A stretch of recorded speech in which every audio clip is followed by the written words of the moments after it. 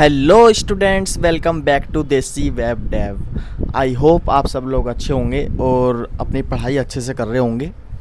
तो इस वीडियो में जो मैं आपको पढ़ाने वाला हूँ वो मैं पढ़ाऊँगा आपको HTML का पूरा वन शॉट। हमने HTML की सीरीज़ जो है कंप्लीट कर ली थी और CSS हमारी साइड बाय साइड चल रही है। उसके बाद हम JS भी कवर करेंगे, लेकिन उन स्टूडेंट्स के लिए जिनके पास बिल्कुल भी टाइम नहीं है लेकिन वो वेब डेवलपमेंट सीखना चाहते हैं, तो उन बच्चों के लिए, उन स्टूडेंट्स के लिए मैं लेकर आया हूँ एक HTML का पूरा वन शॉट, जिसके अंदर आपको पूरा वन शॉट कराया जाएगा। सारे के सारे HTML के टॉपिक्स कवर कराए जाएंगे। तो चलिए वीडियो को शुरू करते हैं बिना टाइम को गवाए हुए। तो सबसे पहले, अगर आप बिगिनर हैं तो मैं आपको बता देता हूँ, जिनको नहीं पता उनको मैं बता दे रहा हूँ और जिनको पता है उनके लिए बहुत अच्छी बात है। तो सबसे पहले हम क्या करेंगे, सबसे पहले अपना कोड एडिटर जो है इंस्टॉल करेंगे। ये जो मैंने फ़िलहाल ओपन कर रखा है, जो आपको स्क्रीन के ऊपर दिख रहा है, ये है हमारा विजुअल स्टूडियो कोड, जिसको हम VS कोड के नाम से जानते हैं। बहुत ही ज़्यादा पॉपुलर कोड एडिटर है। इसके अंदर आप पाइथन, जावा, C++, सारी की सारी लैंग्वेजेस जो है प्रैक्टिस कर सकते हैं और अपना कोड जो है इसके अंदर लिख सकते हैं। तो इसको इंस्टॉल करने के लिए बेसिकली हम अपने किसी भी ब्राउज़र के ऊपर जाएंगे, लाइक हम गूगल क्रोम पर आ गए और यहाँ पर सिंपली लिखेंगे VS कोड। सबसे पहली जो वेबसाइट आएगी हमें उसी के ऊपर क्लिक करना है एंड देन यहाँ हमें डाउनलोड पर जाकर क्लिक करना है। और जो भी आपका सिस्टम है, लाइक अपना विंडोज़ है या मैकबुक है या लिनक्स है, जो भी आपका ऑपरेटिंग सिस्टम है, आपको उसके हिसाब से डाउनलोड कर लेना है। तो यहाँ पर मेरे सिस्टम के अंदर पहले से डाउनलोडेड है तो मैं डाउनलोड नहीं करूँगा, लेकिन आप यहाँ से जो है आराम से डाउनलोड कर सकते हैं। बहुत ही इजी सेटअप होता है इसको डाउनलोड करने का। जिस तरीके से आप कोई भी अपने लैपटॉप या अपने फ़ोन के अंदर ऐप डाउनलोड करते हैं, उसी तरीके से आपको डाउनलोड करना है।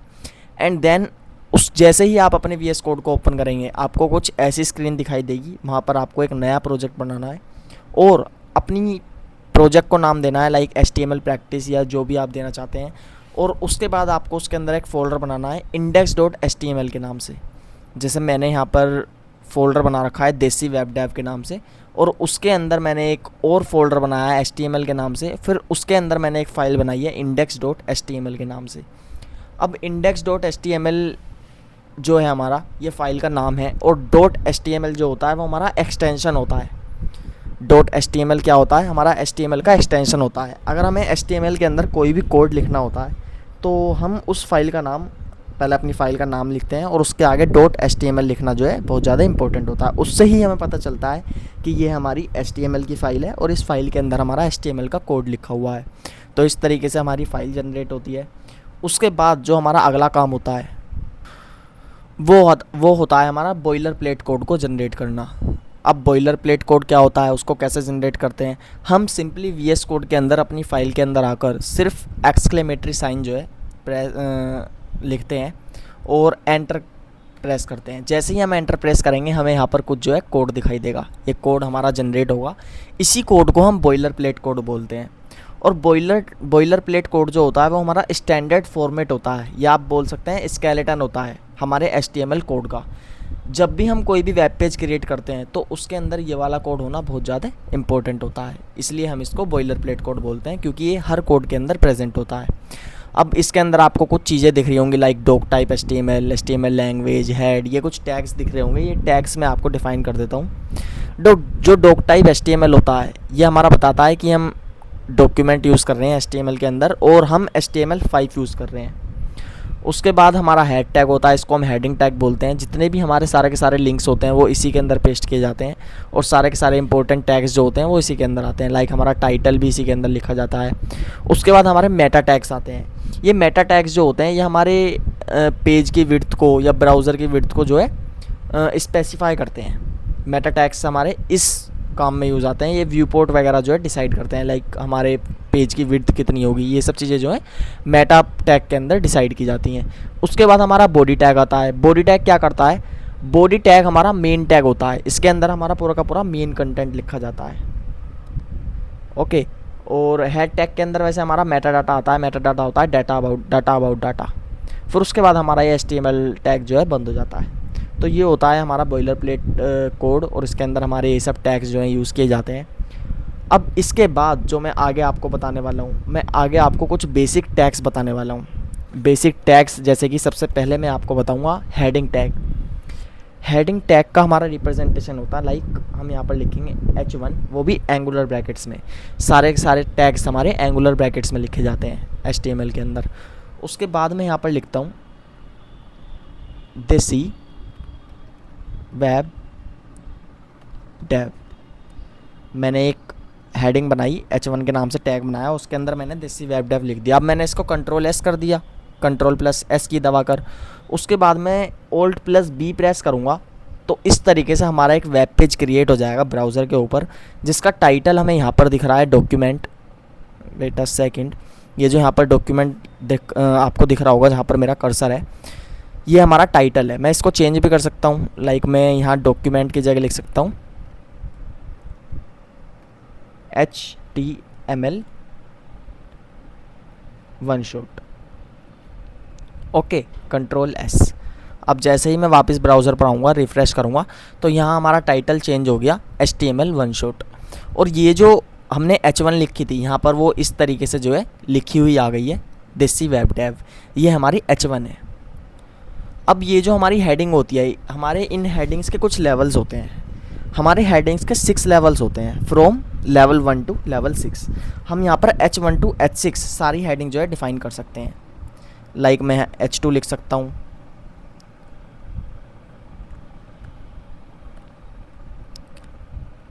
H3 लिख सकता हूँ,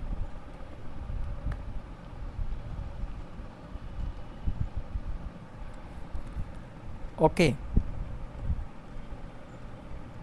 H4 लिख सकता हूँ। इस तरीके से मैं काफ़ी सारी हेडिंग जो है यहाँ पर लिख सकता हूँ। अब मैं आपको डिफरेंस बताने वाला हूँ कि H1 से लेके H6 तक क्या डिफरेंस होता है हमारा हेडिंग्स के बीच में, और ये लेवल्स जो हैं क्यों बनाए हुए हैं।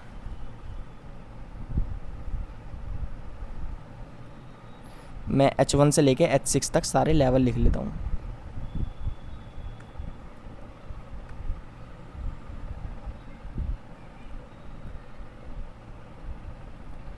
H4, H5, H6, H6, H5 and H4। मैंने यहाँ पर सारे के सारे हेडिंग्स के लेवल लिख लिए। अब मैं जैसे ही रिफ़्रेश करूँगा, हमारी सारी की सारी हेडिंग जो है यहाँ पर रिप्रेजेंट होकर आ गई। और इन हेडिंग्स में आपको कुछ फ्लक्चुएशंस दिख रहा होगा, लाइक H1 हेडिंग जो है वो हमारी सबसे ज़्यादा बड़ी है, उसका फ़ॉन्ट साइज़ थोड़ा बड़ा है। H2 का H1 के मुकाबले थोड़ा छोटा फ़ॉन्ट साइज़ है। फिर H3 का और छोटा फ़ॉन्ट साइज़ है। H4 का और छोटा है, H5 का और छोटा है, H6 का सबसे छोटा है। तो ये हमारे लेवल्स होते हैं, जिसमें हमारी H1 जो हेडिंग होती है वो सबसे ज़्यादा बड़ी हेडिंग होती है, और H6 जो होती है वो सबसे छोटी हेडिंग होती है। लाइक आप अपनी नोटबुक में नोट्स बनाते होंगे, तो सबसे पहले आप कोई मेन हेडिंग लिखते होंगे, उसके बाद आप सब पॉइंट्स लिखते होंगे, तो सब हेडिंग्स भी लिखते होंगे छोटे साइज़ में थोड़ा। तो इसी तरीके से हमारी HTML के अंदर हेडिंग्स होती हैं from level H1 to H6। तो ये हमारा हेडिंग टैग होता है। फिर हेडिंग टैग के बाद हमारा आता है पैराग्राफ टैग। भाई ठीक है, आपने हेडिंग तो लिख दी, अब आप उसके अंदर कुछ कंटेंट भी तो लिखोगे ना। तो कंटेंट जो हम लिखते हैं वो हम लिखते हैं पैराग्राफ टैग से। और पैराग्राफ टैग का सिंटैक्स कुछ ये होता है, हम P लिखते हैं एंगुलर ब्रैकेट्स में सिर्फ, और उसके अंदर अपना पैराग्राफ लिख देते हैं। लाइक मैं यहाँ पर लिख देता हूँ, लाइक कमेंट एंड शेयर। इस तरीके से हमारा जो है कुछ पैराग्राफ होता है। Ctrl+S, और ये मैंने जो है इसको जैसे ही रिफ़्रेश किया, यहाँ पर हमारा पैराग्राफ आ गया, लाइक कमेंट शेयर। अब पैराग्राफ में मैं यहाँ पर अगर एंटर मारूँ और उसके बाद मैं यहाँ पर लिखूँ लाइक IMN हेडिंग, और Ctrl+S करके इसको अगर मैं रिफ़्रेश करके देखूँ, तो हमने अपने कोड के अंदर तो शेयर के बाद एंटर दबाया था, एंटर प्रेस किया था, उसके बाद हमने IMN हेडिंग लिखा था। लेकिन हमारे वेब पेज के अंदर शेयर के आगे ही वो लाइन जो है कंटिन्यू हो गई है। इसका मतलब क्या है कि हमारा जो HTML का जो कोड होता है वो स्पेसिस को काउंट नहीं करता। वो हमारा जो कोड होता है, हमारा जो कंटेंट होता है, उसको सेम लाइन में जो है रिप्रेजेंट कर देता है, जब तक पूरी की पूरी विड्थ ऑक्यूपाई नहीं हो जाती। अगर हमें यहाँ पर कोई भी ब्रेक चाहिए होता है एक लाइन का, या कुछ भी हमें स्पेस चाहिए होता है, तो हम यहाँ पर ब्रेक टैग का यूज़ करते हैं। मैं यहाँ पर ब्रेक टैग लिखूँगा कंट्रोल एस, और अब मैं अगर रिफ़्रेश करूँ तो IMN हेडिंग जो है अगली लाइन में आ जाएगा, क्योंकि मैंने यहाँ पर क्या यूज़ किया, मैंने यहाँ पर अपना ब्रेक टैग यूज़ कर दिया। अगर मैं यहाँ पर ब्रेक टैग यूज़ नहीं करता तो IMN हेडिंग शेयर के आगे ही आता। रिफ़्रेश करूँगा तो ये शेयर के आगे ही आएगा। तो पैराग्राफ टैग भी मैंने आपको बता दिया, एक एडिशनल ब्रेक टैग भी मैंने आपको बता दिया। अब उसके बाद जो मैं आपको अगला टैग बताने वाला हूँ उसका नाम है इमेज टैग।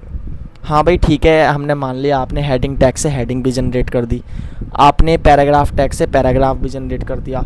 अगर आपको कोई यहाँ पर इमेज जनरेट करनी है तो आप किस तरीके से कोई इमेज जनरेट कर पाओगे? तो मैं क्या करूँगा, सबसे पहले मैं यहाँ पर क्यूट डॉग इमेजेस सर्च करूँगा, और जैसे ही यहाँ पर ये इमेजेस आ गई, मैं मान लीजिए इस इमेज को, इसका लिंक यहाँ से कॉपी कर लेता हूँ, कॉपी इमेज एड्रेस। अब मैं अपने VS कोड के अंदर आऊँगा और यहाँ पर अपना टैग लिखूँगा खाली एंगुलर ब्रैकेट्स के अंदर इमेज। उसके बाद मैं लिखूँगा यहाँ पर SRC। SRC का मतलब होता है सोर्स, कि आपका सोर्स क्या है। मैं यहाँ पर अपना लिंक पेस्ट करूँगा सोर्स के अंदर, और अपना इमेज वाला टैग जो है बंद कर दूँगा। कंट्रोल S करूँगा, और अब मैं जैसे ही रिफ़्रेश करूँगा अपनी वेब पेज के ऊपर, तो यहाँ पर हमारी क्या आ गई है, एक इमेज क्रिएट हो गई है। लेकिन इस इमेज का साइज़ जो है बहुत ज़्यादा बड़ा है, मैं इस साइज़ को जो है छोटा करना चाहता हूँ, तो वो भी हम कर सकते हैं। हम इसकी हाइट और विड्थ जो है मॉडिफाई कर सकते हैं अपने इमेज टैग के अंदर लिख के। लाइक मुझे 200 पिक्सल की हाइट चाहिए और मुझे इसकी विड्थ चाहिए 200 पिक्सल। कंट्रोल S, और अब मैं जैसे ही रिफ़्रेश करूँगा इसकी हाइट और विड्थ दोनों 200 पिक्सल्स हो गई है। तो इस तरीके से हम इमेज ऐड कर सकते हैं अपने HTML वेब पेज के अंदर। तो मैंने आपको इमेज टैग बताया, हेडिंग टैग बताया, पैराग्राफ टैग बताया, और मैंने आपको एक ब्रेक टैग भी बताया। आगे मैं आपको बताने वाला हूँ लिस्ट्स इन HTML। ठीक है, हमने हेडिंग टैग भी पढ़ लिया, हमने पैराग्राफ टैग भी पढ़ लिया, हमने इमेज इंसर्ट करनी भी सीख ली अपने वेब पेज के अंदर। लेकिन अगर हमें लिस्ट इंसर्ट करनी है अपने वेब पेज के अंदर, लाइक फॉर एग्ज़ाम्पल हम कोई भी अगर घर का सामान लेने जाते हैं बाहर, तो एक लिस्ट बनाते हैं ना कि भाई हमें इतना धनिया चाहिए, इतने आलू चाहिए, इतने मसाले चाहिए, इतने चावल चाहिए। तो इसी तरीके से हम एक HTML वेब पेज के अंदर भी लिस्ट क्रिएट कर सकते हैं। तो लिस्ट क्रिएट करने के लिए हम क्या करेंगे, हम यहाँ पर बेसिकली हमारी जो लिस्ट होती है HTML के अंदर दो टाइप्स की लिस्ट होती हैं, एक अनऑर्डर्ड लिस्ट और एक ऑर्डर्ड लिस्ट। तो सबसे पहले अनऑर्डर्ड लिस्ट क्रिएट करना मैं आपको सिखाता हूँ। हम यहाँ पर लिखते हैं UL, और सिर्फ UL लिखने से काम नहीं चलता। UL लिखने के बाद हम इसके अंदर अपनी लिस्ट जो है, लिस्ट आइटम्स जो है इंसर्ट करते हैं। सिंपली हम यहाँ पर लिखते हैं LI, एंड देन लाइक मान लीजिए हमें चाय बनानी है, तो चाय बनाने के लिए जितना भी सामान एक टी बनाने के लिए जितना भी सामान यूज़ होता है हम वो सब यहाँ पर लिखेंगे। तो सबसे पहले हम लिखेंगे बाउल, फिर दूसरी लिस्ट आइटम हम यहाँ पर लिखेंगे टी लीव्स होती है ना, वो यूज़ की जाती हैं। उसके बाद हम लिखेंगे यहाँ पर milk, and next is sugar cubes use होती हैं। ठीक है, तो ये हमारी एक अनऑर्डर्ड लिस्ट हो गई। अगर मैं कंट्रोल S करके रिफ़्रेश करूँ यहाँ पर अब, तो यहाँ पर हमारी एक अनऑर्डर्ड लिस्ट क्रिएट हो गई है, जिसके अंदर हमारी पहली लिस्ट आइटम है बाउल, दूसरी है टी, तीसरी है मिल्क और चौथी है शुगर क्यूब्स। इस तरीके से हम एक अनऑर्डर्ड लिस्ट क्रिएट कर सकते हैं। अब ये तो हो गई हमारी अनऑर्डर्ड लिस्ट। अगर हमें ऑर्डर्ड लिस्ट क्रिएट करनी है तो हम क्या करेंगे, इसी पूरी लिस्ट को कॉपी करेंगे और यहाँ पर पेस्ट कर देंगे। सिर्फ यहाँ पर UL की जगह OL लिखेंगे। क्या लिखेंगे? UL की जगह OL।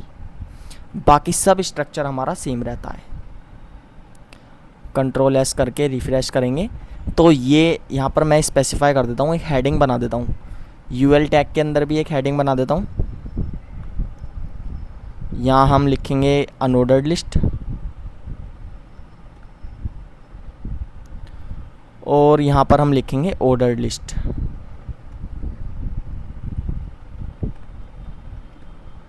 कंट्रोल S, और अब मैं यहाँ पर आकर रिफ़्रेश करूँगा तो ये हमारी दो लिस्ट क्रिएट हो गई हैं। एक यहाँ पर है अनऑर्डर्ड लिस्ट जिसके अंदर हमारी ये सारी आइटम्स है, एक है हमारी ऑर्डर्ड लिस्ट जिसके अंदर हमारी ये सारी की सारी आइटम्स है। अब आपको दोनों लिस्ट के अंदर डिफरेंस दिख रहा होगा कि अनऑर्डर्ड लिस्ट जो है उसका कोई भी ऑर्डर नहीं है, कोई भी सीक्वेंस नहीं है, सिर्फ बुलेट पॉइंट्स के अंदर हमारी सारी की सारी आइटम्स जो हैं इंसर्ट हो गई हैं यहाँ। और अगर हम ऑर्डर्ड लिस्ट को देखें तो यहाँ पर एक सीक्वेंस दिया गया है, एक ऑर्डर दिया गया है हमारी लिस्ट को कि पहले नंबर पर बाउल है, दूसरे नंबर पर टी है, तीसरे नंबर पर मिल्क है, चौथे नंबर पर शुगर क्यूब्स हैं। और अगर हम चाहें, जैसे यहाँ पर लिखा आ रहा है 1 2 3 4, हम इसका ऑर्डर ABCD में भी दे सकते हैं। लाइक आपका क्वेश्चन पेपर आता है उसमें ऑर्डर रहता है ना, question number A, question number B, तो उसको पास करने के लिए हम यहाँ पर एक एट्रीब्यूट पास करते हैं। एट्रीब्यूट हमारा एक स्पेसिफाइड टैग होता है जिसको हम और टैग्स के अंदर और एडिशनल इन्फॉर्मेशन प्रोवाइड करने के लिए यूज़ करते हैं। लाइक मैं यहाँ पर टाइप लिखूँगा, अगर मैं यहाँ पर लिख दूँ कैपिटल A और सेव करके जैसे ही रिफ़्रेश करूँगा तो यहाँ पर कैपिटल A से सारी सीक्वेंस आ जाएगी। अगर मैं यहाँ पर लिख दूँ स्मॉल a तो हमारे स्मॉल अल्फ़ाबेट्स की सीक्वेंस आ जाएगी। तो इस तरीके से हम जो है अपने अनऑर्डर्ड लिस्ट या ऑर्डर्ड लिस्ट को जो है क्रिएट कर सकते हैं। अब HTML के अंदर लिस्ट के बाद जो हमारा अगला टैग आता है वो आता है हमारा एंकर टैग।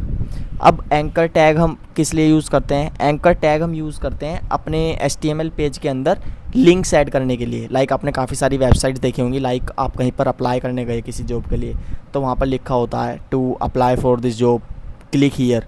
क्लिक हियर का एक टैग बना हुआ होता है और जैसे ही आप उसके ऊपर क्लिक करते हैं तो एक नया पेज ओपन हो जाता है। तो वो जो क्लिक हियर होता है वो हमारा एक एंकर टैग होता है।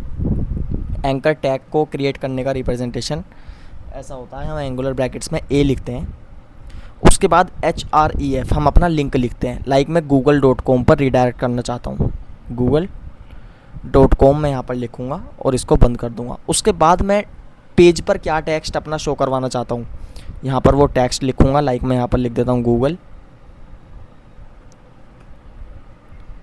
And Ctrl+S।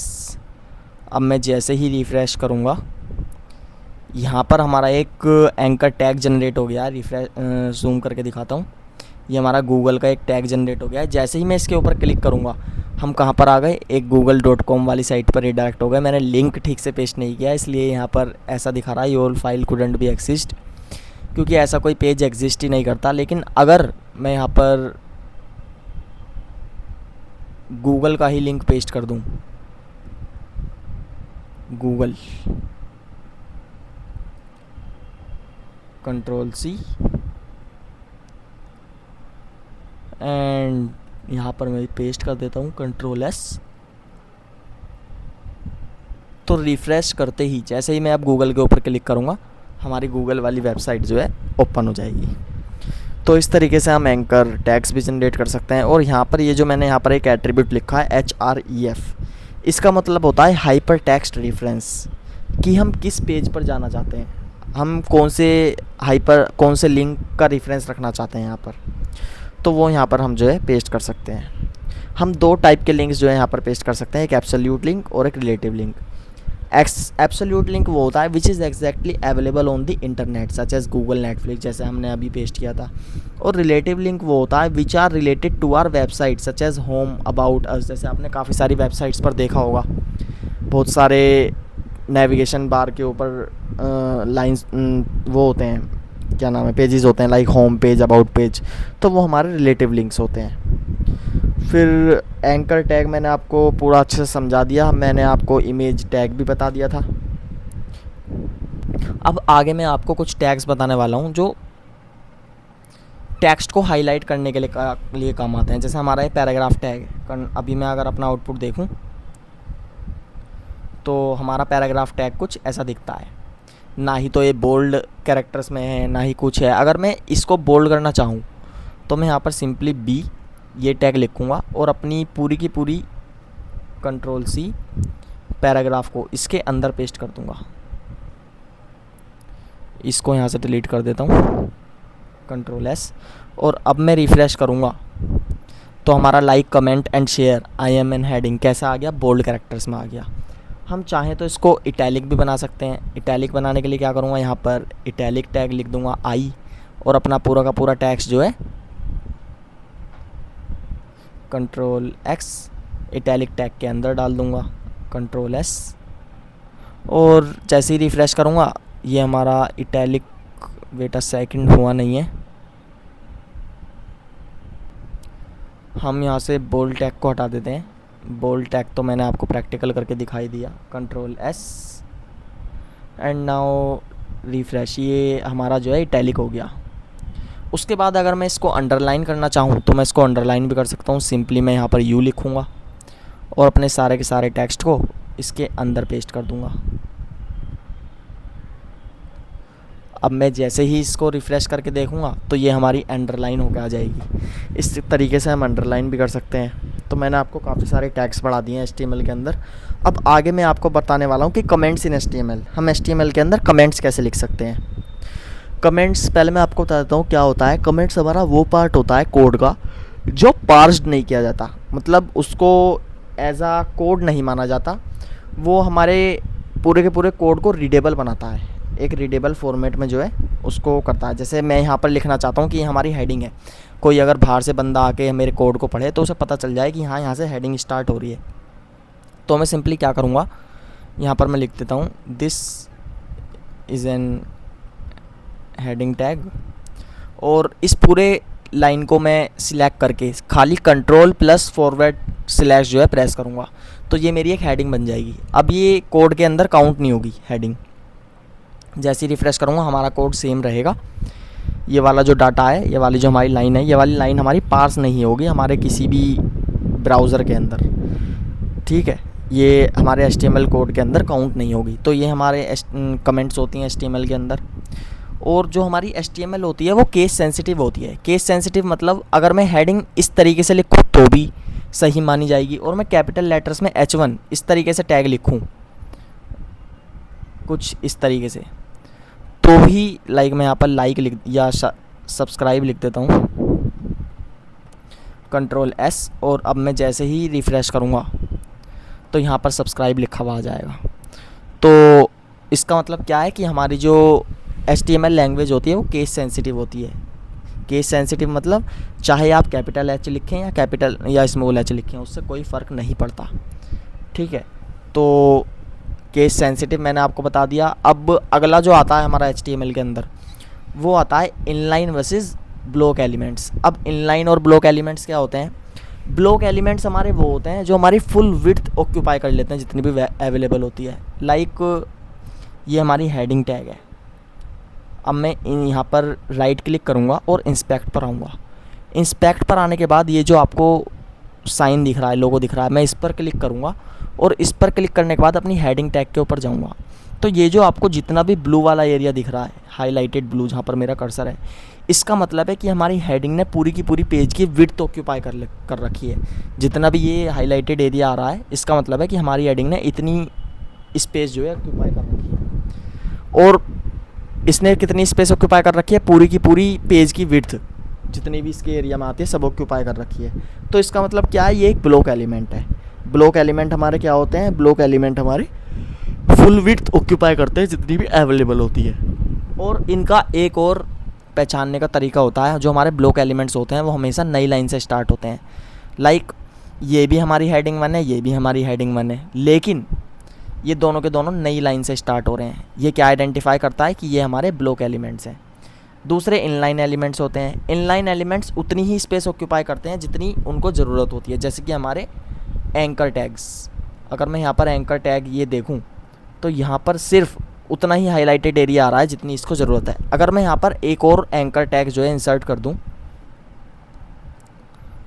मैं इसी टैग को कॉपी पेस्ट कर लेता हूँ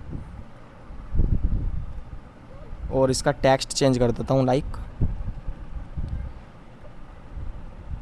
माइक्रोसॉफ्ट, कंट्रोल एस, और अब मैं रिफ़्रेश करूँगा, wait a second, control S, now refresh. तो यहाँ पर हमारा माइक्रोसॉफ्ट जो है ये आ गया, माइक्रोसॉफ्ट का लिंक। और माइक्रोसॉफ्ट का लिंक नेक्स्ट लाइन में नहीं आया, गूगल के आगे ही आ गया। इसका मतलब क्या है? हमारे जो इनलाइन एलिमेंट्स होते हैं वो नेक्स्ट लाइन से स्टार्ट नहीं होते। वो हमारे सेम लाइन से स्टार्ट होते हैं, आगे से ही स्टार्ट हो जाते हैं हमारे एलिमेंट के। अगर मैं आपको कुछ एग्जांपल दूं ब्लॉक एलिमेंट्स और इनलाइन एलिमेंट्स की, जो हमारे हेडिंग एलिमेंट्स होते हैं और जो पैराग्राफ एलिमेंट्स होते हैं वो हमारे ब्लॉक एलिमेंट्स होते हैं, और एंकर टैग, इमेज एलिमेंट, ये जो हमारे टैग्स होते हैं ये हमारे इनलाइन एलिमेंट्स होते हैं। मैं आपको एक ओवरव्यू दे देता हूँ। ब्लॉक एलिमेंट्स हमारे वो होते हैं जो पूरी फुल विड्थ ऑक्यूपाई कर लेते हैं, और इनलाइन एलिमेंट्स वो होते हैं जो नेसेसरी विड्थ ऑक्यूपाई करते हैं। ब्लॉक एलिमेंट्स हमेशा नेक्स्ट लाइन से स्टार्ट होते हैं, और इनलाइन एलिमेंट्स हमेशा नेक्स्ट लाइन से स्टार्ट नहीं होते, आगे से ही स्टार्ट हो जाते हैं। तो ये मैंने कुछ ओवरव्यू दिया आपको इनलाइन और ब्लॉक एलिमेंट्स का। अब आगे जो मैं आपको बताने वाला हूँ वो होते हैं हमारे डिव एलिमेंट्स। अब डिव एलिमेंट क्या होते हैं? अगर मैं डिव एलिमेंट के बारे में आपको बताऊं तो डिव एलिमेंट को हम कंटेंट डिवीज़न एलिमेंट भी बोलते हैं, और ये हमारा एक कंटेनर होता है जो यूज़ किया जाता है to hold other HTML elements और group HTML elements together. Like एक हमारी अनऑर्डर्ड लिस्ट थी, एक हमारी ऑर्डर्ड लिस्ट थी, हमने इसको अलग अलग लिख रखा है। मैं यहाँ पर क्या कर सकता हूँ, मैं यहाँ सिंपली एक डिव क्रिएट कर सकता हूँ। ये हमारा सिंटैक्स होता है डिव क्रिएट करने का। मैंने यहाँ पर एक डिव क्रिएट किया और मैंने अनऑर्डर्ड लिस्ट और ऑर्डर्ड लिस्ट दोनों की दोनों इस डिव के अंदर जो है डाल दी। मैंने यहाँ पर जो है पेस्ट कर दी, Ctrl+S। अब जैसे ही मैं रिफ्रेश करूँगा हमारे कोड में एज सच कोई भी चेंज नहीं आएगा, लेकिन मैं जैसे ही यहाँ पर क्लिक करूँगा तो यहाँ पर हमें पता चल रहा है कि अनऑर्डर्ड लिस्ट और ऑर्डर्ड लिस्ट का हमारा जो है एक अलग सेक्शन है जो पूरे डिव के अंदर हमें दिखाई दे रहा है। और डिव हमारा क्या करता है, HTML एलिमेंट्स को ग्रुप करता है। तो इसने अनऑर्डर्ड और ऑर्डर्ड लिस्ट को क्या कर दिया, ग्रुप कर दिया। ये हमारा काम आता है हमारे कोड को रीडेबल बनाने के लिए, और मतलब मीनिंगफुल बनाने के लिए हमारे कोड को बहुत ज़्यादा यूज़ किया जाता है। और बाकी और भी यूजेस होते हैं हमारे डिव के। अगर मान लीजिए मैं किसी भी वेबसाइट पर जाऊँ, लाइक मैं यहाँ पर आ जाता हूँ स्पाइडरमैन वाली वेबसाइट पर, तो हमारे डिव्स जो हैं बहुत ज़्यादा यूज़ किए जाते हैं सभी वेबसाइट पर। आप किसी भी वेबसाइट पर चले जाइए, वहाँ पर इंस्पेक्ट पर जाइए, और वहाँ पर अगर आप देखेंगे तो यहाँ पर सब जगह डिव बनाए गए हैं। ये देखिए, आप देख सकते हैं ये भी एक डिव है, ये भी एक डिव है, ये भी एक डिव है, ये भी एक डिव है। सब जगह आपको डिव दिखाई देंगे, क्योंकि डिव जो है बहुत ज़्यादा इंपॉर्टेंट पार्ट होता है हमारे वेब पेज के अंदर, और सभी वेबसाइट्स में डिव्स हमारे यूज़ किए जाते हैं। अब जो हमारा डिव होता है वो हमारा एक ब्लॉक एलिमेंट होता है। तो डिव हमारा एक ब्लॉक एलिमेंट होता है, हमेशा नेक्स्ट लाइन से स्टार्ट होता है मतलब वो। और डिव के अलावा हमारे पास एक एलिमेंट और होता है, स्पैन एलिमेंट। स्पैन को हम इस तरीके से रिप्रेजेंट करते हैं, और इसका भी काम सेम होता है। जो काम हमारा डिव एलिमेंट का होता है वो ही काम हमारा स्पैन एलिमेंट का होता है। सिर्फ डिफरेंस ये है, डिव हमारा ब्लॉक एलिमेंट होता है और स्पैन हमारा इनलाइन एलिमेंट होता है। सिर्फ दोनों के अंदर यही डिफरेंस होता है। तो यहाँ तक मैंने आपको काफ़ी चीज़ें पढ़ाती हैं, तो चलिए आगे बढ़ते हैं। स्पैन के बाद मैं आपको बताता हूँ HR टैग। HR टैग क्या होता है? फॉर सपोज़ मान लीजिए इमेज के बाद, यहाँ इमेज के बाद आपको एक हॉरिजॉन्टल लाइन चाहिए, तो हॉरिजॉन्टल लाइन आप कैसे क्रिएट करेंगे? यहाँ पर आप सिंपली इमेज के बाद आप यहाँ पर लिख सकते हैं एंगुलर ब्रैकेट्स के अंदर HR, Ctrl+S करेंगे, और वेब पेज के अंदर जाकर जैसे ही रिफ़्रेश करेंगे यहाँ पर एक आपकी हॉरिजॉन्टल लाइन आ जाएगी। तो हॉरिजॉन्टल लाइन क्रिएट करने के लिए हम हॉरिजॉन्टल रूल एलिमेंट का इस्तेमाल करते हैं।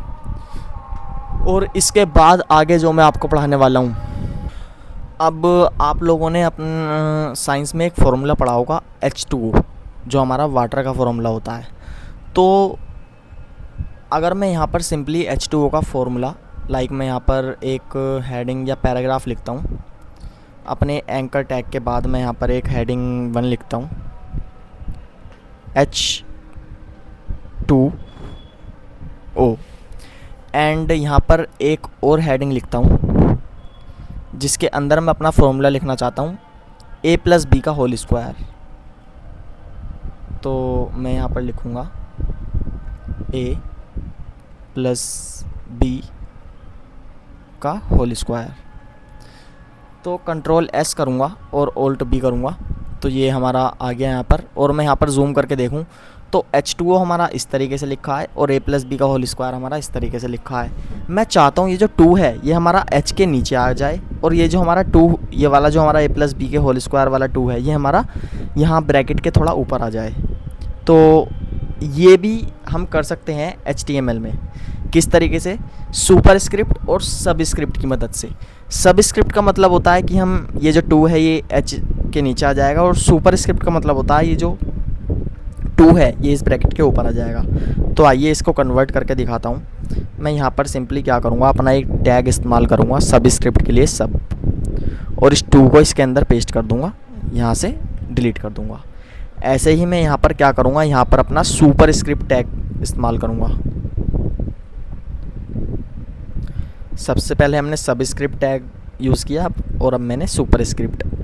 Ctrl+S करूँगा और जाकर अब मैं जैसे ही रिफ़्रेश करूँगा ये 2 हमारा H के नीचे आ गया और ये वाला 2 हमारा ब्रैकेट के ऊपर आ गया। अब ये थोड़ा देखने में अच्छा लग रहा है कि हाँ ये हमारा H2O का फॉर्मूला है और ये हमारा a+b का फॉर्मूला है, ये हमारा केमिकल फार्मूला है, ये हमारा मैथमेटिकल फार्मूला है। तो इस तरीके से हम सुपरस्क्रिप्ट और सबस्क्रिप्ट टैग्स को जो है यूज़ कर सकते हैं। अब आगे हमारे आते हैं सिमेंटिक मार्कअप्स। सिमेंटिक मार्कअप्स क्या होते हैं? Semantic markups is the markup that related to the meaning of content. Semantic markups हमारे कोड को मीनिंगफुल बनाते हैं, हमारी वेबसाइट को SEO फ्रेंडली बनाते हैं। SEO का मतलब होता है सर्च इंजन ऑप्टिमाइजेशन, और ये हमारी वेबसाइट को रीडेबल बनाते हैं। सिमेंटिक टैग्स हमारे क्या होते हैं? लाइक हमारा एक टैग होता है हेडर, इस तरीके से हमारा हेडर होता है। एक हमारा टैग होता है फुटर, ठीक है। एक हमारा टैग होता है मेन। ये सब हमारे सिमेंटिक टैग्स होते हैं। इनका यूज़ केस कुछ नहीं होता, सिर्फ ये हमारे कोड को मीनिंगफुल रीडेबल बनाने के लिए काम में आते हैं, हमारी वेबसाइट को SEO फ्रेंडली बनाने के लिए काम में आते हैं। लाइक हमारा जितना भी मेन कंटेंट है वो हम मेन सिमेंटिक मार्कअप के अंदर लिखेंगे। जो हमारा फुटर का कंटेंट है वो हम फुटर टैग के अंदर लिखेंगे। जो हमारा हेडर का कंटेंट है वो हम हेडर टैग के अंदर लिखेंगे। तो इन सब चीज़ों के लिए हम इनको यूज़ कर सकते हैं। तो सिमेंटिक मार्कअप्स तक मैंने आपको पूरी HTML पढ़ा दी है।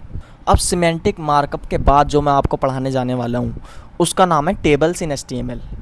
आपने HTML के अंदर जो है टेबल्स भी क्रिएट कर सकते हैं। लाइक आप अपनी जैसे रियल लाइफ में नोटबुक के अंदर टेबल क्रिएट करते हैं। टेबल को क्रिएट करने का सिंटैक्स हमारा कुछ ऐसा होता है। सबसे पहले मैं आपको बता देता हूँ टेबल्स क्या होती हैं। जिनको नहीं पता, जिनको पता है अच्छी बात है। टेबल्स हमारी कॉम्बिनेशन होती हैं रोज़ और कॉलम्स की। आपने मैथ्स के अंदर मैट्रिक्स पढ़ा होगा, तो मैट्रिक्स में जैसे रोज़ और कॉलम्स होती हैं, एक हमारी हॉरिजॉन्टल लाइन होती है, एक हमारी वर्टिकल लाइन होती है। इसी तरीके से हमारी टेबल्स जो हैं ट्रांसफॉर्म होती हैं और उसके अंदर हम अपना डाटा जो है इंसर्ट कर सकते हैं। अब टेबल का रिप्रेजेंटेशन कैसे होता है, उसका फॉर्मेट क्या होता है HTML के अंदर? हम सिंपली यहाँ पर टेबल लिखते हैं एंगुलर ब्रैकेट्स के अंदर, और यहाँ पर हम एक बॉर्डर भी दे देते हैं। और उसके बाद हम क्या करते हैं, हमने यहाँ पर एक एट्रीब्यूट दे दिया अपना बॉर्डर रिप्रेजेंट करने के लिए, और उसके बाद हम यहाँ पर एक देते हैं कैप्शन कि भाई हम किस बारे में अपनी टेबल जो है लिखना चाहते हैं, टेबल अपनी बनाना चाहते हैं। तो मैं यहाँ पर लिख देता हूँ लाइक बिल टेबल। मैं एक बिल की टेबल बनाना चाहता हूँ। और फिर उसके बाद हम यहाँ पर क्या लिखते हैं, हम यहाँ पर लिखते हैं एक टैग TR, जिसका मतलब होता है टेबल हेडर या टेबल रो। इसका मतलब होता है टेबल रो। और सबसे पहले हम इसके अंदर लिखते हैं टेबल हेडर। टेबल हेडर में सबसे पहले क्या आएगा, लाइक मैं टेबल हेडर में क्या लिखना चाहता हूँ, मैं यहाँ पर लिखना चाहता हूँ लाइक आइटम, और एक और टेबल हेडर बनाते हैं जिसके अंदर मैं लिखना चाहता हूँ प्राइस।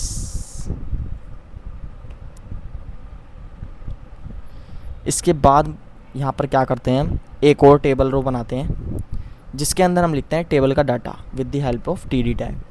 अब मैं लाइक इसके अंदर लिखना चाहता हूँ समोसा, और समोसे का प्राइस लिखना चाहता हूँ 10 रुपीज़। उसके बाद मैं एक और टेबल रो बनाऊँगा। उसके बाद इसके अंदर भी टेबल का डाटा इंसर्ट करूँगा लाइक चिप्स, और इसका प्राइस लिख देते हैं 20 रुपीज़। Ctrl+S करूँगा, और जैसे ही मैं क्रोम के ऊपर आकर अपना रिफ़्रेश करूँगा पेज, नीचे आऊँगा, यहाँ पर हमारी एक बिल्ड टेबल क्रिएट हो गई है जिसके अंदर सबसे पहले टेबल हेडर है आइटम और प्राइस।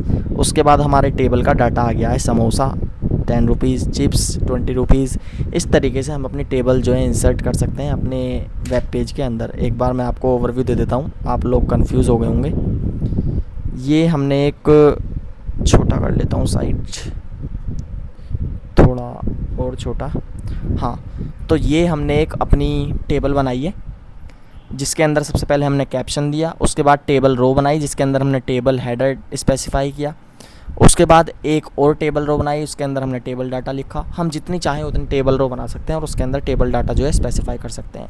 TR का मतलब है टेबल रो, TH का मतलब है टेबल हेडर और TD का मतलब है टेबल डाटा। तो इस तरीके से हमारी कुछ टेबल डिज़ाइन होती है HTML के अंदर। अब इसके अंदर हमारे दो बहुत मोस्ट इंपॉर्टेंट एट्रीब्यूट्स होते हैं which is use to create cells which spans over multiple rows and columns. For मान लीजिए, फॉर सपोज़ ये जो आइटम्स हैं इसको हमें 2 रो देनी है, 1 रो नहीं देनी, हमें इसको 2 रोज़ देनी है। तो हम क्या करेंगे, यहाँ पर आएंगे आइटम्स के पास और यहाँ पर एक एट्रीब्यूट पास करेंगे रो स्पैन और यहाँ पर 2 लिख देंगे क्योंकि हमें इसको क्या देनी है, 2 रोज़ देनी है। रिफ़्रेश करेंगे तो इसने क्या कर ली, 2 रो ऑक्यूपाई कर ली। इस तरीके से हम किसी को भी मॉडिफाई कर सकते हैं। अब मान लीजिए हमें इसको 2 कॉलम देनी है, 1 रो नहीं देनी, 2 कॉलम देनी है, तो हम कॉल स्पैन का यूज़ करेंगे, यहाँ पर 2 लिख देंगे और जैसे ही रिफ़्रेश करेंगे यहाँ पर हमारी 2 कॉलम ऑक्यूपाई कर लिए हैं इसने, आइटम वाले हमारे टेबल हेडर ने। इस तरीके से हम कॉल स्पैन और रो स्पैन का जो है यूज़ कर सकते हैं। तो मैंने आपको टेबल्स तक पूरी की पूरी HTML पढ़ा दी है। अब टेबल के बाद जो हमारा लास्ट टॉपिक आता है HTML के अंदर वो आता है फॉर्म्स इन HTML। लाइक आपने फॉर्म्स, इमेजेस, आपने इस टाइप के कुछ फॉर्म्स देखे होंगे, इस टाइप के फॉर्म्स देखे होंगे आपने कभी ना कभी, कोई ना कोई फॉर्म तो भरा ही होगा। इस टाइप के फॉर्म्स जो हैं बहुत ज़्यादा देखने के लिए मिलते हैं। ये हमारे फॉर्म्स हैं, आप देख सकते हैं। आप इंस्टाग्राम पर लॉगिन करते हैं तो वो भी हमारा एक फॉर्म ही होता है जिसके अंदर आप अपना ईमेल डालते हैं, अपना पासवर्ड डालते हैं, वो सब हमारे फॉर्म्स ही होते हैं। तो आप HTML की मदद से फॉर्म्स क्रिएट कर सकते हैं और फॉर्म को क्रिएट करने का जो हमारा सिंटैक्स होता है वो कुछ ऐसा होता है। सबसे पहले हम लिखते हैं फॉर्म और फॉर्म लिखने के बाद यहाँ पर हमारा जितना भी कंटेंट आता है वो हमारा फॉर्म कंटेंट होता है और फॉर्म के अंदर हम एक एक्शन डिफ़ाइन करते हैं कि हमारा फॉर्म जो है कहाँ पर रिडायरेक्ट होगा। फ़िलहाल मैं यहाँ पर एक ऐसा पेज लिखने जा रहा हूँ जो एग्जिस्ट ही नहीं करता, Ctrl+S। जैसे ही हम किसी भी बटन पर क्लिक करेंगे तो हमारा फॉर्म का एक्शन जो है यहाँ पर जो है रिडायरेक्ट हो जाएगा। खैर ये बात की बात है, फ़िलहाल मैंने आपको फॉर्म बता दिया। फॉर्म हमारा कुछ इस तरीके से क्रिएट होता है। अब हम इसके फॉर्म एलिमेंट्स आते हैं यहाँ पर। Form elements like input type, कोई बटन हो गया, लाइक कोई टेक्स्ट हो गया, कोई टेक्स्ट एरिया हो गया, कोई ड्रॉप डाउन हो गया, चेक बॉक्स हो गया। इस तरीके से यहाँ पर फॉर्म के एलिमेंट्स आते हैं। अगर मैं आपको इस एक्शन एट्रीब्यूट के बारे में कुछ ओवरव्यू दूं तो action attribute is use to define what action needs to be performed when a form is submitted और where the form data should be sent. तो इसका मतलब बेसिकली यही है कि एक्शन एट्रीब्यूट यूज़ किया जाता है ये डिफ़ाइन करने के लिए कि हमारा जो एक्शन है क्या होगा जब हमारा फॉर्म जो है सबमिट होगा, या फिर हमारा फॉर्म डाटा कहाँ पर सेंड होना चाहिए, कहाँ पर भेजा जाना चाहिए, वो हमारा एक्शन एट्रीब्यूट ही डिफ़ाइन करता है। अब उसके बाद हमारे फॉर्म के एलिमेंट्स आते हैं। सबसे पहला जो फॉर्म का एलिमेंट आता है, सबसे पहला फॉर्म का एलिमेंट होता है हमारा इनपुट। लाइक आप यूज़र से कोई भी इनपुट लेना चाहते हैं, उसके लिए हमारा सिंटैक्स क्या होता है, पहला ओवरव्यू दे देता हूँ। इनपुट जो हमारा होता है वो यूज़ किया जाता है to create multiple form controls. There are multiple types of inputs that can be created using type attribute. हमारे काफ़ी टाइप्स के इनपुट्स होते हैं। लाइक सिंटैक्स मैं आपको बताता हूँ। Input type is equal to text. आप यहाँ पर टेक्स्ट लिख सकते हैं, पासवर्ड लिख सकते हैं, कुछ भी लिख सकते हैं। फिर यहाँ पर प्लेस होल्डर लिख सकते हैं आप। लाइक मैं यहाँ पर यूज़र नेम लिख देता हूँ और आप यहाँ पर एक आईडी दे सकते हैं। आप हर एक इनपुट टाइप, किसी भी हेडिंग को, किसी भी एलिमेंट को आप इंडिविजुअल आईडी जो है दे सकते हैं।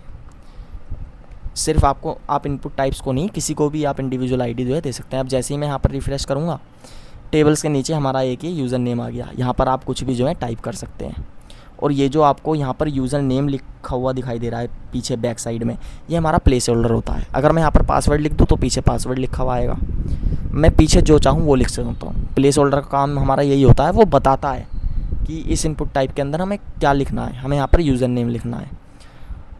अब इस यूज़र नेम के लिए हम एक लेबल भी बना सकते हैं। लेबल कैसे बनता है, लाइक मैं यहाँ पर एक लेबल बनाना चाहता हूँ।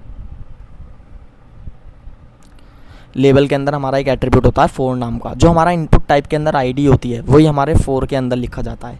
लाइक हमारी इनपुट टाइप के अंदर आईडी है यूज़र, तो फोर के अंदर भी यूज़र ही लिखा जाएगा। उसके बाद मैं इसको बंद कर दूंगा और यहाँ पर मैं लिखूँगा enter your user name, control S, refresh. तो यहाँ पर हमारा एक जूम करके दिखाता हूँ, यहाँ पर हमारा एक लेबल आ गया एंटर योर यूज़र नेम, और यहाँ पर हम अपना यूज़र नेम जो है टाइप कर सकते हैं, लाइक @देसी वेब डेव।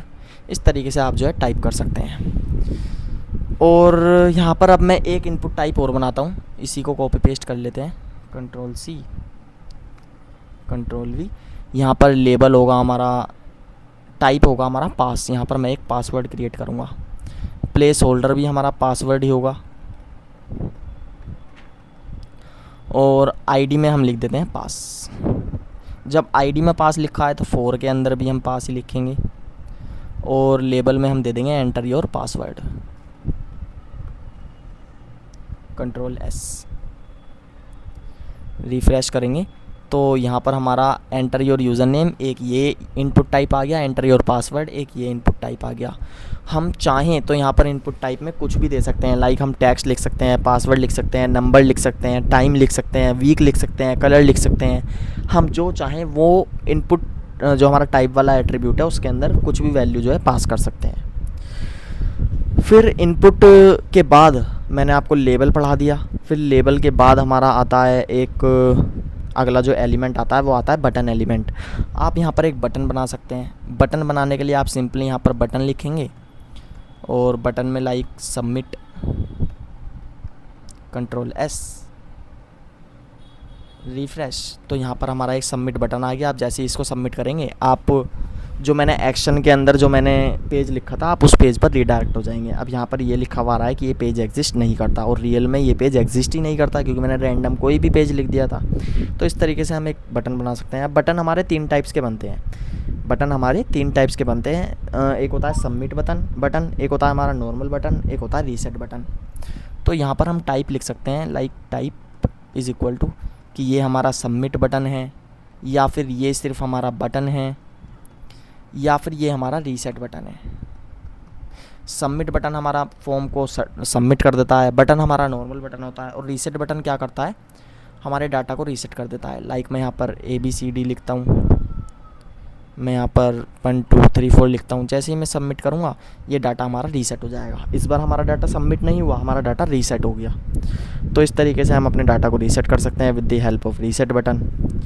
तो मैंने आपको बटन्स भी बता दिए। फिर बटन्स के बाद जो हमारा अगला एलिमेंट आता है फॉर्म के अंदर, वो आता है हमारा चेक बॉक्स।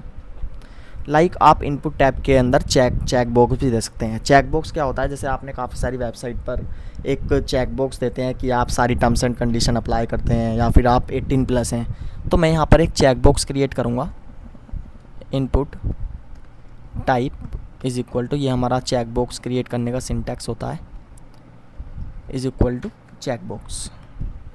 ठीक है। और यहाँ पर आप मान लीजिए नेम दे देते हैं, एज, नेम भी हमारा एक एट्रीब्यूट होता है।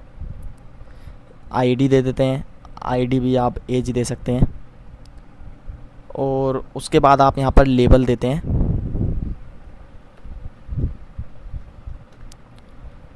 Four is equal to age, and then I am 18+, control S alt B. अब यहाँ पर आप देख सकते हैं एक यहाँ पर चेक्ड लेबल आ गया। आप इसको जैसे ही चेक करेंगे उसके बाद सबमिट कर देंगे। तो इस तरीके से आप अपने चेक्ड लेबल भी बना सकते हैं। आप चाहते हैं कि जैसे ही पेज ओपन हो ये चेक्ड हुआ है, तो आप यहाँ पर क्या करेंगे, सिंपली यहाँ पर आप लिख देंगे CHECKED। आप यहाँ पर चेक लिख देंगे ऑलरेडी। इसका मतलब क्या है कि आपका जो लेबल है, आपका जो चेक बॉक्स है वो हमेशा चेकड हुआ हुआ आएगा कि हाँ जितने भी यूज़र इस वेबसाइट पर आएंगे वो 18+ ही होंगे, 18+ से नीचे वाले यहाँ पर आ ही नहीं सकते। तो ये चेक बॉक्स यहाँ पर ये डिफ़ाइन करता है। फिर चेक बॉक्स के बाद आप यहाँ पर रेडियो बटन्स भी बना सकते हैं। रेडियो बटन्स लाइक कोई MCQ होता है आपका, तो उसके अंदर 4 ऑप्शंस होते हैं, आप चारों में से कोई भी एक ऑप्शन चूज़ करना चाहते हैं। वो जो ऑप्शंस बनाए जाते हैं वो रेडियो बटन्स की मदद से बनाए जाते हैं। रेडियो बटन को रिप्रेजेंट करने का तरीका कुछ ऐसा होता है, input type is equal to, हम यहाँ पर लिखेंगे रेडियो, एंड देन लाइक मैं यहाँ पर नेम लिख देता हूँ, नेम एट्रीब्यूट में मैंने फ्रूट लिख दिया। उसके बाद मैं ID दे देता हूँ लाइक एप्पल। फिर उसके बाद मैं वैल्यू भी दे देता हूँ एप्पल, वैल्यू लाइक जो हमारा आंसर है, ठीक है। उसके बाद लेबल 4,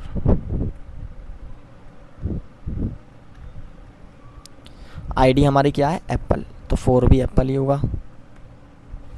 एंड देन उसके बाद यहाँ पर मैं खाली एप्पल लिख दूँगा, Ctrl+S। जैसे ही मैं रिफ्रेश करूँगा यहाँ पर हमारा एक एप्पल नाम से रेडियो बटन आ गया। हम चाहें जितने मर्जी उतने रेडियो बटन्स बना सकते हैं, हम जितने मर्जी उतने रेडियो बटन बना सकते हैं। Ctrl+C, Ctrl+V, orange. तो यहाँ पर हमने इनपुट टाइप नहीं डिफ़ाइन किया, इनपुट टाइप डिफ़ाइन करेंगे।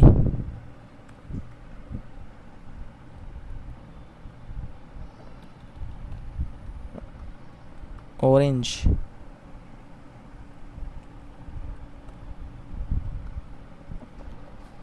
ऑरेंज, और यहाँ पर भी ऑरेंज कर देते हैं, Ctrl+S। और अब मैं जैसे ही रिफ़्रेश करूँगा ये यहाँ पर एक और रेडियो बटन जो है क्रिएट हो गया। इस तरीके से हम अपने रेडियो बटन को क्रिएट कर सकते हैं। और चेक बॉक्स और रेडियो बटन में हमारा ये डिफरेंस होता है, हम चेक बॉक्स को एक या एक से ज़्यादा जो है टिक मार्क कर सकते हैं, चूज़ कर सकते हैं, लेकिन रेडियो बटन में या तो हम एप्पल को चूज़ करेंगे या ऑरेंज को चूज़ करेंगे, दोनों में से कोई भी एक चूज़ करेंगे, हम दोनों को चूज़ नहीं कर सकते। ये हमारा डिफरेंस होता है चेक बॉक्स में और रेडियो बटन्स में। अब अगला जो हमारा फॉर्म का एलिमेंट आता है वो आता है drop down. Drop down like आपने देखा होगा, आप अपने काफ़ी सारे फॉर्म्स में जो है अपनी सिटी को जो है सिलेक्ट करते हैं या अपने स्टेट को जो है सिलेक्ट करते हैं, तो वो ड्रॉप डाउन जो है क्रिएट होता है, वो कुछ इस तरीके से क्रिएट होता है like select name is equal to, यहाँ पर मैं एक कंट्री लिख देता हूँ, एंड देन यहाँ पर हम अपनी आईडी देते हैं। आईडी में भी मैं कंट्री लिख सकता हूँ। और उसके बाद हम क्या करते हैं, उसके बाद हम अपने ऑप्शन की वैल्यू देते हैं। यहाँ पर मैं लिखूँगा option and then value is equal to like select लिखूँगा यहाँ, और उसके बाद मैं यहाँ पर लिखूँगा सिलेक्ट योर स्टेट। ऐसे ही मैं जितने मर्जी उतने ऑप्शंस दे सकता हूँ। लाइक मैं यहाँ पर 4 ऑप्शंस दूंगा,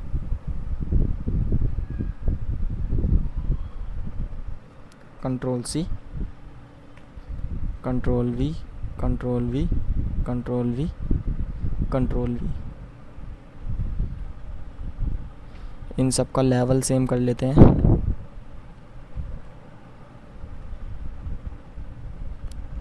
और अब इसके अंदर हम वैल्यू लिखते हैं, लाइक यहाँ पर मैं लिखूँगा मध्य प्रदेश, यहाँ पर मैं लिखूँगा उत्तर प्रदेश, यहाँ लिखूँगा दिल्ली, और यहाँ लिखूँगा लखनऊ। तो यहाँ पर एक एक करके हम सारे के सारे स्टेट्स लिख देते हैं।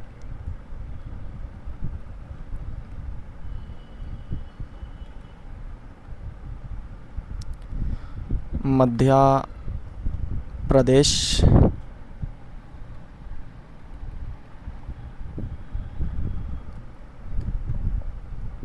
Uttar Pradesh,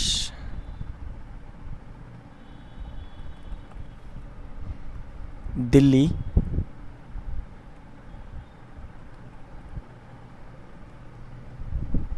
Lucknow, control S.